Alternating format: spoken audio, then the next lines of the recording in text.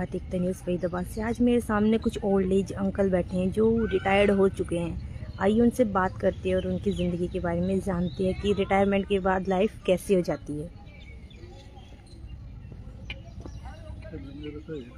नमस्कार सर। नमस्ते। आपका नाम? पुरुषोत्तम दास शर्मा। आप कहाँ से आए हैं? फरीदाबाद। अच्छा सर, मैं ये जानना चाहूँगी आप अभी वर्किंग है या रिटायरमेंट? रिटायर हो गए। अच्छा, तो मैं थोड़ी आपकी लाइफ के बारे में जानना चाहूँगी कि रिटायरमेंट के बाद लाइफ कैसी हो जाती है एक इंसान की। रिटायरमेंट के बाद लाइफ और लाइफ से तो चेंज हो जाती है और जीवन चेंज होता है बिल्कुल। टोटली घर में रहना, टाइम काटना बड़ा भारी हो जाता है। समय काटना मुश्किल हो जाता है। प्राइवेट वालों को ज्यादा प्रॉब्लम है। गवर्नमेंट वालों का तो अर्निंग है, वो तो अपना सब कर उनकी तो पेंशन वगैरह आ जाती है। प्राइवेट वालों के लिए घर में भी ठीक नहीं है और समाज में भी वो अच्छा। उनको नजर से नहीं देखा जाता कि ये क्या एक बोझ माना जाता है। अच्छा हाँ। तो समय भी काटना मुश्किल हो जाता है और बोझ भी बोझ समझा माना जाता है। बाकी कोई बात नहीं। अच्छा, जिन पे है काफी पैसा उनके तो कोई प्रॉब्लम नहीं, जिन पे नहीं है उनको मैंने देखा है वो बहुत परेशान रहते हैं। बहुत प्रॉब्लम रहती है उन लोगों के साथ में। और जो इनके है उनको समाज भी इज्जत देता है, घर में भी इज्जत मिलती है, सारा सब कुछ मिलता है।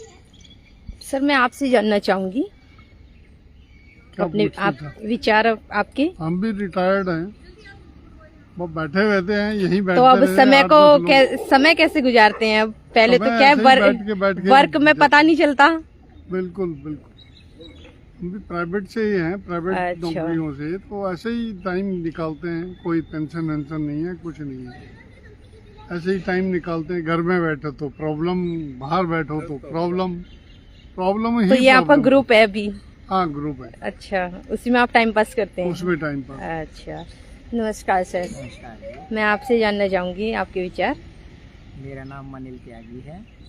मैं यहाँ सेक्टर 30 में ही मकान नंबर 684 में रहता हूँ। मैं सेंट्रल गवर्नमेंट से ही डिपार्टमेंट ऑफ स्टैटिस्टिक्स NSSO से रिटायर्ड हूँ। ओके, कितना टाइम हो गया आपको रिटायर हुए? रिटायर हुए 3 वर्ष हुए हैं और मैं प्रशासनिक अधिकारी के पद से रिटायर हुआ हूँ। ओके। और जहाँ तक सरकारी नौकरी से रिटायर होने के बाद की बात है तो ये व्यक्ति के अपने हाथ में है कि वो अपने आप को किस तरह से ढालता है। स्वास्थ्य का किस प्रकार ध्यान रखते हैं? स्वास्थ्य का ध्यान प्राय देखा गया है रिटायरमेंट के बाद व्यक्ति अपने स्वास्थ्य पर भी ध्यान नहीं देता। बिल्कुल। उसके बाद ये है कि एक दिनचर्या बना रखी है, नियम, एक सिद्धांत नियम बना रखा है। सुबह उठ के थोड़ा एक्सरसाइज करो, एक्सरसाइज करने के बाद 1 आध घंटा एक्सरसाइज में लगाओ, फिर अपना बाकी जो चीज़ें हैं एक्सरसाइज के बाद स्नान वगैरह करो और फिर कम से कम जितना समय लगा सकते हो वो पूजा पाठ में लगा लो। फिर अपना नाश्ता वगैरह करने के बाद तो न्यूज़पेपर हैं घर पे, टीवी के चैनल्स हैं उनको देख लिया। और हम जैसे सेंट्रल गवर्नमेंट से रिटायर हैं, हमारी एसोसिएशंस भी हैं, हमारे साथी हैं उसमें, तो किसी ना किसी साथी का या तो हमने कॉल कर लिया या उसने कॉल कर लिया, बातचीत हो गई, हाल चाल पूछ लिया।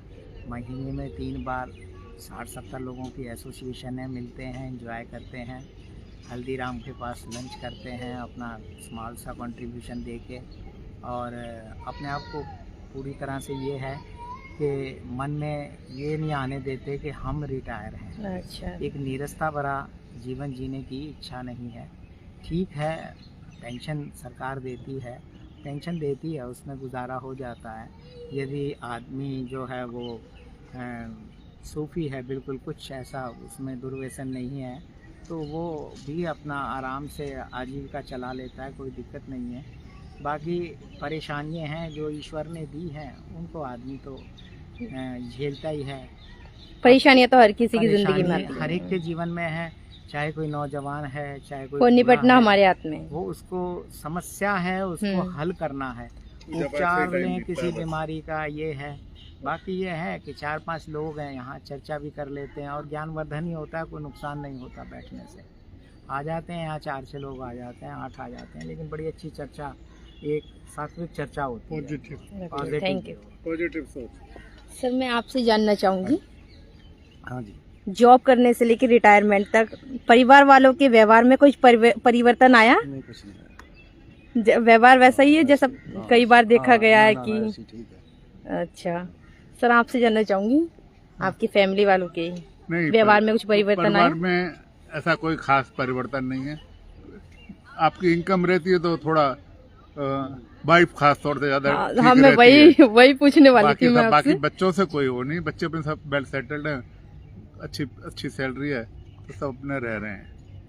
बाकी उसकी भी कोई उसको साइकोलॉजिकल प्रॉब्लम रहती है, तो साइकेट्रिक के जो है अच्छा। कहीं ऐसा ना हो कि ना हो तो क्या हो, हम क्यों बच्चों के ऊपर निर्भर वो एक एज के हिसाब से इंसान चिड़चिड़ा भी हो जाता है ना। चिड़चिड़ा ज्यादा हो जाता है, औरतें ज्यादा हो जाती हैं, आदमी नहीं इतना होता, क्योंकि वो अपने तो को गुस्सा आप पर तो नहीं निकलता? हैं? गुस्सा आप पर तो नहीं निकलता? ना, मेरा क्या गुस्सा तो निकलेगा तो सहन करना पड़ेगा बेटा, ये तो अच्छा, जीवन का सत्य है। बहुत अच्छा लगा आपसे बात नहीं करके। करोगे तो आप टूट जाओगे, घर टूट जाएगा। हाँ, बिल्कुल बदलना जरूरी है अपने आप को व्यवहार में, तो बुढ़ापे में ना बदला वो आदमी टूट जाता है। बदलाव भी लाना जरूरी है अपने वो अंदर। नहीं है तो आपका समय परिवार के चल साथ। नहीं सकता। तो बुजुर्ग लोगों को बहुत बदलाव की आवश्यकता है, बहुत ज्यादा बदलाव की।